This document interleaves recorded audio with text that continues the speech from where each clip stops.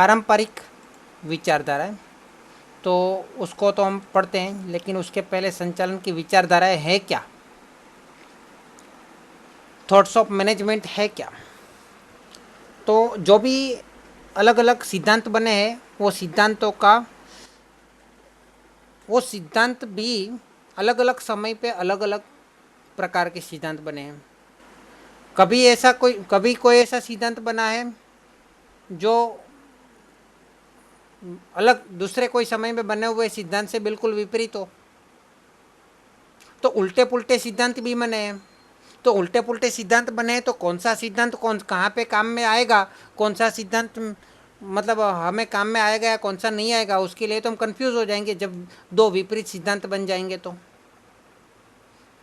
जब दो विपरीत सिद्धांत बन जाएंगे तो हम मुश्किल में पड़ जाएंगे। इसलिए हमको ये समझना जरूरी है कि जो विचारधाराएं हैं लोगों की, उसके लिए भी एक अलग अलग समय होता था और समय के हिसाब से विचारधाराएं बदलती रही है। तो उस हिसाब से हमें वो देखना चाहिए कि कौन सा सिद्धांत है, कौन सी विचारधारा में से निकला हुआ है। तो संचालन के जो सिद्धांत है वो अलग अलग विचारधाराओं में से निकले हैं। तो विचारधाराएं अलग अलग समय के लिए अलग अलग होती थी, तो उसे हमें समझना पड़ेगा। तो देखते हैं यहाँ पे क्या लिखा है, उसको पढ़ते हैं और पढ़ते पढ़ते उसकी विचारधाराओं को समझेंगे। यहाँ पे मुख्य 4 प्रकार की विचारधाराओं को हमें समझना है। तो संचालन के क्षेत्र में हुए विविध संशोधनों, अध्ययनों और परिणामों के आधार पर संचालन की विचारधाराओं का विकास हुआ है। समयानुसार प्रत्येक विचारधारा उसके विशिष्ट दृष्टिबिंदु की प्रस्तुति है ना।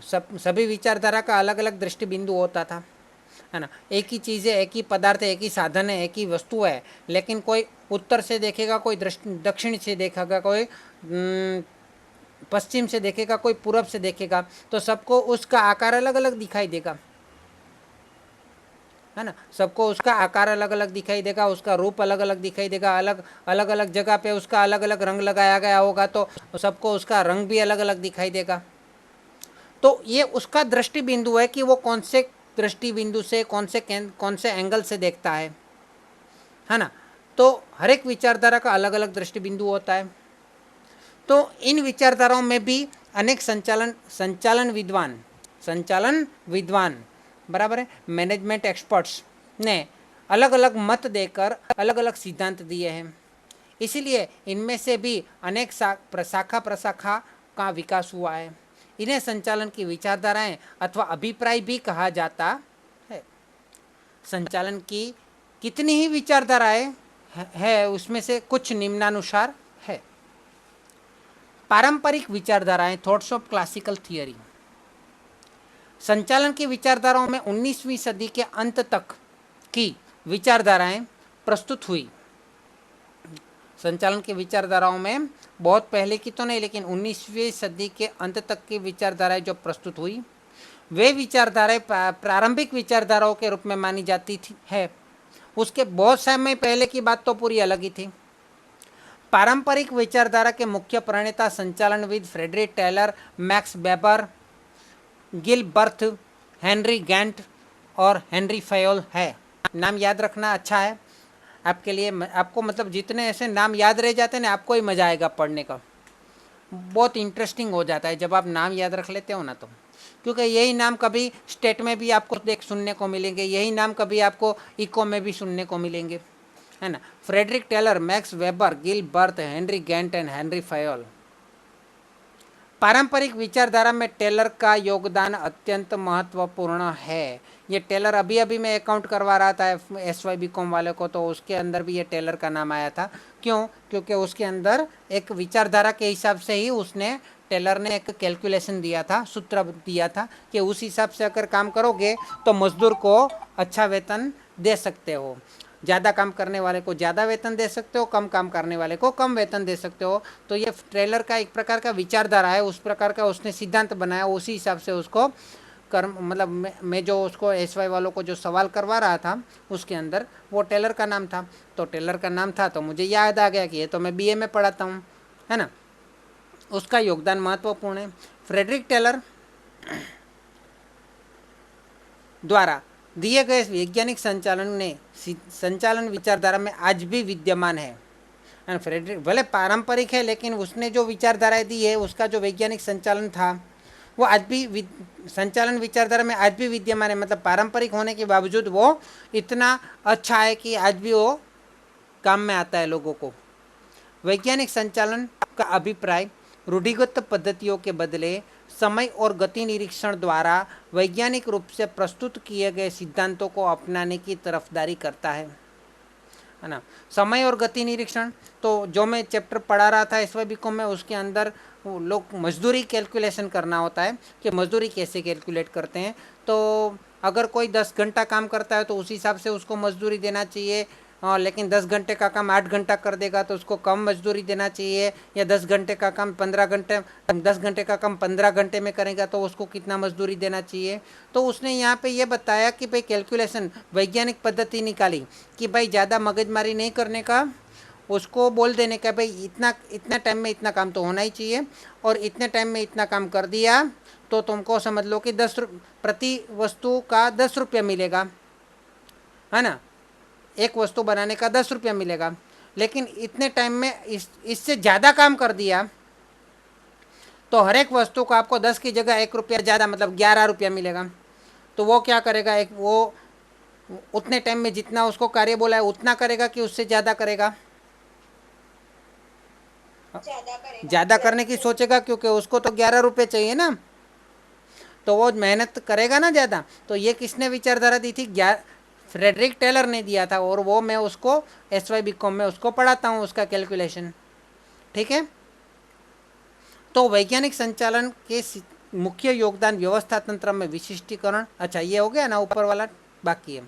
वैज्ञानिक संचालन का अभिप्राय रूढ़िगत पद्धतियों के बदले समय और गति निरीक्षण का, पहले रूढ़िगत प्रयोग क्या था, रूढ़िगत पद्धति क्या थी कि भाई 10 घंटे समय अनुसार पैसा देना है ना। सबसे पहले कैसा काम था, 10 घंटे काम करेंगे, 10 घंटे काम करेंगे तो उसको वेतन 10 घंटे के हिसाब से देना है। भले ही वो 8 घंटे में अपना काम ख़त्म कर दे या 15 घंटे में अपना काम ख़त्म करे, वो 10 घंटे काम करेंगे तो उसको 10 घंटे का पैसा देना है। तो किसी को मोटिवेशन होगा, वो शांति से करेंगे। 10 घंटे का काम 15 घंटे लगाएंगे, 20 घंटा लगाएंगे, उसको तो 10 घंटे करेंगे तो 10 घंटे का पैसा मिलेगा, 15 घंटे में लगाएंगे तो 15 घंटे का पैसा मिलेगा। तो जितना ज़्यादा टाइम लगाएगा उसको ज़्यादा पैसा मिलेगा। आज भी कुछ मजदूर लोग को बोल देते हैं कि भाई, मजदूर लोग बोलते हैं कि भाई 5 दिन तो लगेगा मजदूरी, तो 5 दिन का लगेगा। फिर वो बाद में तय करते हैं कि भाई एक काम करते हैं, एक दिन का मजदूरी एक दिन के हिसाब से हम पैसा लेंगे। तो एक दिन पूरा काम का नहीं बोलते वो लोग, है ना। पहले अंदाजन बोल देते 5 से 7 दिन लग जाएंगे, फिर बोलते हैं कि भाई अभी एक दिन और लग जाएगा, फिर एक दिन और लग जाएगा, इसीलिए 9 दिन हो गए। 9 दिन हो गया तो मजदूर लोग कितना क्या करते हैं, 9 दिन का पैसा लेते हैं। तो मेथड कौन सी थी, वो मेथड में क्या था, मोटिवेशन नहीं था। मोटिवेशन नहीं था मतलब कर्मचारी को कोई मोटिवेशन नहीं मिलता था, इसलिए वो ज़्यादा थोड़ा आलसी हो जाते थे। वो कौन सी पद्धति थी, रूढ़िगत पद्धति थी। कौन सी पद्धति थी, रूढ़िगत। लेकिन वैज्ञानिक मतलब कैलकुलेशन वाली पद्धति जो आई उसको हम वैज्ञानिक रूप से प्रस्तुत करना है, तो किसकी मदद ली उसमें, समय निरीक्षण और गति निरीक्षण। कितने समय में कितना काम कितनी तेज़ी से करता है, उस हिसाब से उसका एक कैलकुलेशन बना दिया फ्रेडरिक टेलर ने, है ना। उसके ऊपर उसने सिद्धांत दिया, पहले सिद्धांत दिया और सिद्धांत के हिसाब से उसने कैलकुलेशन बनाया। तो उस तरफ उस अपनी तरफदारी करते हैं कि भाई रूढ़िगत पद्धतियों को छोड़ो और समय और गति निरीक्षण के रूप में वैज्ञानिक रूप से उसको काम मतलब काम देना चाहिए या पैसे से वेतन देना चाहिए। तो यह केवल वेतन के लिए नहीं होता, संचालन के बहुत सारे कार्यों में ऐसे रूढ़िगत पद्धतियाँ थी, उसको छोड़ के समय और गति निरीक्षण के द्वारा वैज्ञानिक रूप से काम किया जा सकता था। वैज्ञानिक संचालन के सिद्धांत का मुख्य योगदान व्यवस्था तंत्र में विशिष्टीकरण, उत्तेजक वेतन प्रथा। उत्तेजक वेतन प्रथा मतलब कर्मचारी आलसी नहीं होगा, जितना ज़्यादा काम करेगा उतना उसको ज़्यादा पैसा मिलेगा। दायित्व और कार्य का वैज्ञानिक रूप, दायित्व और कार्य, हाँ, दायित्व और कार्य का वैज्ञानिक रूप से विभाजन, उसके बारे में सोचने में कौन हेल्प करेगा, पारंपरिक विचारधाराएं मतलब वैज्ञानिक संचालन, है ना। तो उसको वैज्ञानिक संचालन का विचारधारा कही जा सकती है। तो व्यवस्था तंत्र में विशिष्टीकरण, व्यवस्था तंत्र में विशिष्टीकरण, ये क्या है व्यवस्था तंत्र में विशिष्टीकरण? पहले तो व्यवस्था तंत्र क्या है? व्यवस्था तंत्र मैंने जैसे बताया था कि पूरा स्ट्रक्चर बनाना, उसे व्यवस्था तंत्र कहते हैं। लेकिन उसमें विशिष्टीकरण क्या है? उसमें विशिष्टीकरण ये है कि उस व्यवस्था तंत्र को आधुनिक मेथड से बनाया जाए ताकि ज़्यादा से ज़्यादा लोग कम से कम समय में, कम से कम मेहनत में ज़्यादा से ज़्यादा काम कर सकें। जैसे कि संकलन का उपयोग किया जाए, जैसे कि श्रम विभाजन किया जाए। श्रम विभाजन अर्थात मैंने बताया था कल परसों कि जैसे कि मोबाइल बनाना है तो एक जना सर्किट बनाएगा, दूसरा उसमें माइक फिट करेगा, उससे आगे हो जाएगा तो उसमें वो स्पीकर फिट करेगा, उससे आगे जाएगा उसमें वो स्क्रीन फिट करेगा, उससे आगे जाएगा उसमें वो बैटरी फिट करेगा, उससे आगे जाएगा उसके ऊपर बॉक्स फिट करेगा, उसके आगे जाएगा वहाँ पे पैकिंग होगा, पैकिंग के ऊपर सील लगेगा। वो सब मतलब श्रम विभाजन हो गया। तो एक प्रकार का विशिष्टीकरण है, मतलब कार्य करने में मेथड को चेंजेस करना, उसको विशिष्टीकरण कहते हैं, ताकि ज़्यादा से ज़्यादा लोगों को फ़ायदा हो सके, है ना। उसको विशिष्टीकरण कहते हैं। लेकिन वो विशिष्टीकरण अब ऐसे ही नहीं आ जाता, वो संचालक का एक दिमाग वहाँ पे काम करता है, उसकी एक नई सोच वहाँ पे काम करती है। तो व्यवस्था तंत्र में विशिष्टीकरण हो सकता है वैज्ञानिक संचालन के द्वारा। वेतन प्रथा को उत्तेजक बनाया जा सकता है वैज्ञानिक संचालन के सिद्धांत के द्वारा। दायित्व और कार्य का वैज्ञानिक रूप से विभाजन किया जा सकता है। दायित्व और कार्य ऐसा हो सकता है कि किसी को भी, चल ये मेरा भतीजा आ गया है तो इसको मैनेजर बना देता हूँ, वो मेरा मौसा का लड़का आ गया है, इसको भी अभी बेरोजगार है तो इसको चपरासी बना देता हूँ, वो ये आ गया है उसको तो पहली बार अभी काम धंधे पे लग रहा है, उसको कुछ समझ में नहीं आता तो उसको चपरासी बना देता हूँ, ये थोड़ा बहुत कहीं पे काम किया होगा तो इसको डायरेक्ट मैनेजर बना देता हूँ। तो ये पुरानी पद्धति थी, पारंपरिक विचारधारा भी नहीं बोल सकते उसको, उससे भी पुरानी पद्धति थी, रूढ़िगत पद्धति हम बोल सकते हैं उसको। यहाँ पे रूढ़िगत लिखा हुआ है, तो रूढ़िगत पद्धति थी। लेकिन बाद में पता चला चलो ये मेरा मौसे का लड़का है या फिर ये मेरा चाचा का भतीजा है, लेकिन उसको पहले पूछना पड़ेगा कि भाई तू कितना पढ़ा लिखा है, तेरे को कितना एक्सपीरियंस है, तू कितना काम कर सकता है, तू क्या काम कर सकता है, तुझको तो मतलब तेरी अभिरुचि किस में है, मतलब एप्टीट्यूड टेस्ट मैंने कल आपको बताया था, तेरी अभिरुचि कितनी है, वो पूरा जानने के बाद उसको दायित्व देंगे और कार्य सौंपेंगे कि भाई इसको तो ज़्यादा एक्सपीरियंस नहीं है, बहुत ज़्यादा पढ़ा लिखा नहीं है ना। हाँ, उसको भले नौकरी करने का अनुभव है लेकिन वो मजदूरी करने का अनुभव है उसको, और ज़्यादा नौकरी काम धंधा करने का अनुभव नहीं है, तो चपरासी उसको बनाया जा सकता है।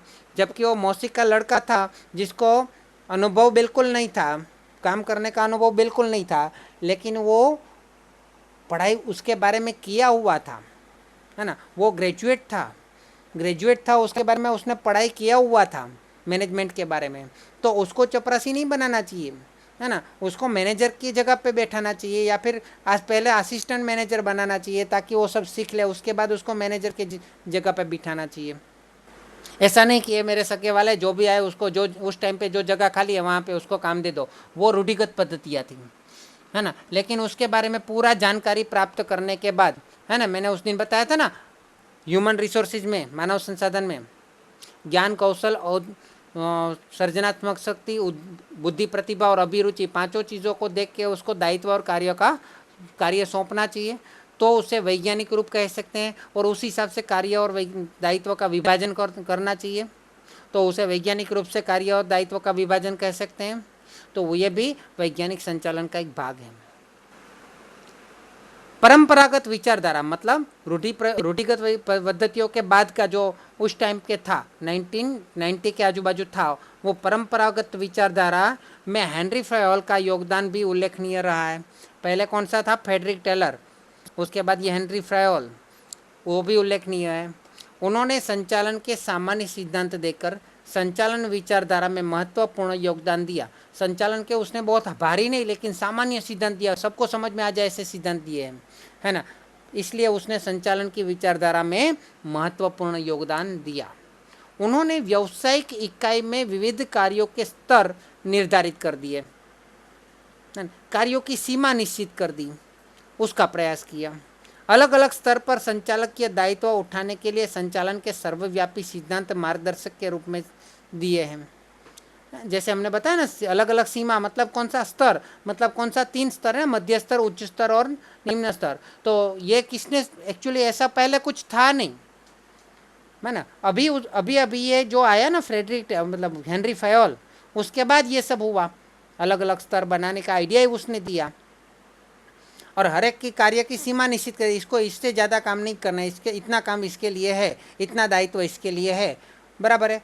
उस सभी के लिए एक एक निश्चित कार्यों का सीमा निश्चित कर दी जाती थी।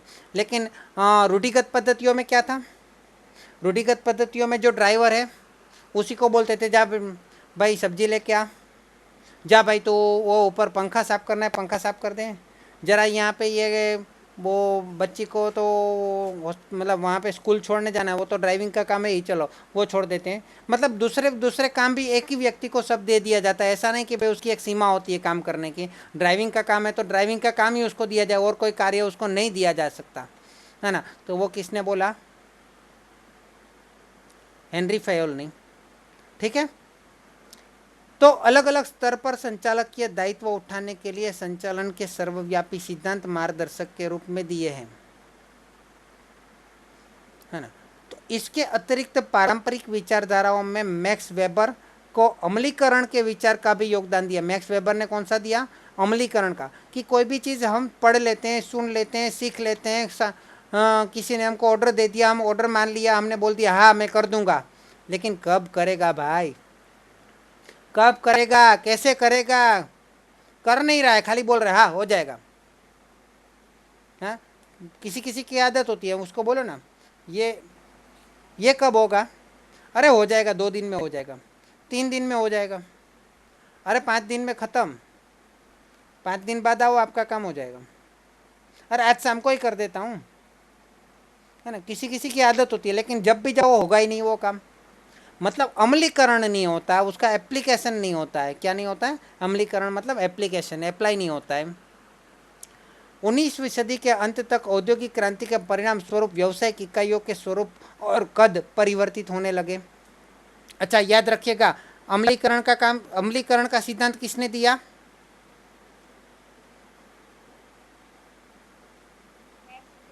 मैक्स वेबर ने दिया, है ना। परंपरागत अच्छा हेनरी फेयोल ने कौन सा विचार दिया, नहीं नहीं वो तो परंपरागत ही है सभी। हर एक कार्य की सीमा निश्चित कर दी, स्तर निश्चित कर दिया, स्तर निर्धारित कर दिया हेनरी फेयोल ने। अच्छा टेलर ने कौन सा सिद्धांत दिया, कौन से मतलब कौन से प्रकार की विचारधाराएं दी, एमसीक्यू में पूछ सकते हैं ये सभी सवाल। समय और गति निरीक्षण के द्वारा वैज्ञानिक रूप से प्रस्तुत किए गए सिद्धांत, है ना। उसमें वैज्ञानिक सिद्धांत, उसको वैज्ञानिक सिद्धांत भी बोला जाता है, फ्रेडरिक टेलर का वैज्ञानिक संचालन बोला जाता है। देखो वैज्ञानिक संचालन बोले तो भी फ्रेडरिक टेलर, और वैज्ञानिक संचालन में क्या क्या होता है, व्यवस्था तंत्र में विशिष्टीकरण होता है, उत्तेजक वेतन प्रथा है, दायित्व और कार्य का वैज्ञानिक रूप से विभाजन करना है, बहुत सारी है। 19वीं सदी के अंत तक, यहाँ पे 19वीं सदी के अंत की बात हो रही है, ऊपर से स्टार्टिंग से ही अंत तक की विचारधाराएं प्रस्तुत हुई, है ना। तो 19वीं सदी के अंत तक औद्योगिक क्रांति के परिणाम स्वरूप, 19वीं सदी के अंत तक औद्योगिक क्रांति भी आ चुकी थी 1857 में, है ना। उसके आजू बाजू ही आई थी ना। एक तरफ से भारत में विप्लव हुआ था 1857 का, और वहाँ पे औद्योगिक क्रांति का प्रारंभ हुआ था। स्वरूप, व्यावसायिक इकाइयों के स्वरूप और कद परिवर्तित होने लगे, और ये सब जो भी हम नाम ले रहे हैं ना, फ्रेडरिक टेलर, है ना, ये सब क्या नाम है, फ्रेडरिक टेलर, मैक्स वेबर, है ना, हेनरी फयोल, तो ये सब ज़्यादातर लोग इसमें से इंग्लैंड के हैं। कौन कहाँ के हैं, इंग्लैंड के ही है, अंग्रेज लोग ही है सब, समझ लो, या फिर यूरोप के हैं, है ना। तो वहीं पे संचालन की बात होती थी, वहीं पे संचालन के सिद्धांत ये सब मतलब वहाँ पे चल रहे थे। यहाँ पे तो कुछ ऐसा था ही नहीं, यहाँ पे तो कोई कंपनी जैसा था ही नहीं। वहाँ पे सब लोग इकट्ठे मिलके काम कर रहे थे, है ना। और काम तो इकट्ठे मिलके कर रहे थे, यहाँ पे तो कोई इकट्ठे मिलके काम ही नहीं कर रहा था। सबकी अलग अलग अपनी अपनी दुकानें थी, वहाँ पे लोगों को इकट्ठा करके काम करवाया जाता था। और जैसे ही औद्योगिक क्रांति आई तो क्या हुआ, अभी तो मशीनें बनने लगी, बड़ी बड़ी मशीनें बनने लगी, तो ज़्यादा से ज़्यादा लोगों को एक ही जगह पे काम मिलने लगा, काम करना हो। पहले तो 10 15 20 25 लोगों को काम करना होता था। औद्योगिक क्रांति के बाद तो बड़े बड़े कंपनियां खोलने की आवश्यकता हो गई, क्योंकि बड़े बड़े यंत्र तो बहुत महंगे होते हैं, बड़े बड़े यंत्र बहुत महंगे होते हैं। तो उसके लिए एक व्यक्ति तो काम नहीं कर सकता, एक व्यक्ति तो उतना खर्चा नहीं कर सकता बड़े बड़े यंत्र खरीदने का। तो बहुत सारे लोग इकट्ठा होके पैसा निकाल के पूंजी निवेश करके बहुत सारे लोग पार्टनरशिप करते थे। तो वहाँ पे कंपनी के स्वरूप भी समझ लो कि उसी के बाद ही शुरू हुआ होगा, है ना। तो स्वरूप व्यावसायिक इकाइयों के स्वरूप बदल गया, कद बदल गया। व्यावसायिक इकाई का स्वरूप मतलब पार्टनरशिप में से क्या हो गया, कंपनी स्वरूप हो गया, कद भी बड़ा हो गया। पार्टनरशिप में तो बहुत कम छोटा कद होता था, अभी कद भी बहुत बड़ा हो गया, क्योंकि यंत्र बहुत बड़े बड़े होते थे। उस टाइम पे एक कंप्यूटर भी एक बड़े रूम जितना होता था। परिणाम स्वरूप परंपरागत विचारधारा की विभिन्न, अच्छा उस टाइम पे कंप्यूटर तो था ही नहीं, सॉरी माय मिस्टेक, मतलब बहुत बड़े बड़े यंत्र होते थे। परिणाम स्वरूप परंपरागत विचारधारा की विभिन्न जो भी पद्धतियाँ थी, उसमें से बहुत सारी विचारधाराएं काम में नहीं आई, क्योंकि ज़्यादा लोग हो गए, है ना। तो परंपरागत विचारधाराओं की जो सीमा थी, उसकी जो मर्यादाएं थी, उसकी जो लिमिटेशन थी, उसकी वजह से बहुत सभी परंपरागत विचारधारा आज तक काम आती है, ऐसा हम नहीं कह सकते हैं, है ना। तो सीमाओं के कारण उसमें परिवर्तन करने की आवश्यकता पैदा हुई। उसकी सीमाओं में वित्तीय उत्तेजना को अधिक स्थान, मानवीय तत्व को अल्प महत्व तथा अनौपचारिक संबंधों की अवगणना मुख्यतः है। कौन सी, किसकी सीमा, अगर पूछे कि परंपरागत विचारधाराओं की सीमा कौन सी थी, तो उसमें पहले वित्तीय उत्तेजना को अधिक स्थान। वित्तीय उत्तेजना को अधिक स्थान मतलब जो ज़्यादा काम करेगा उसको ज़्यादा पैसा मिलेगा, वित्तीय उत्तेजना दे दिया, है ना। अभी इसका अर्थ ये हुआ कि जो कम करेगा उसको कम पैसा मिलेगा। अभी बेचारा बीमार हो गया है, उसको हॉस्पिटल में जाने के लिए पैसे नहीं है, और वो कम काम कर पा रहा है, तो उसको कम पैसा मिलेगा। मतलब ये हुआ कि उसको मानवीय तत्व का स्थान कम था उसमें, परंपरागत विचारधारा में, है ना, अल्प महत्व था। अनौपचारिक संबंधों की अवगणना, उसमें सब कुछ औपचारिक होना चाहिए, परफेक्ट।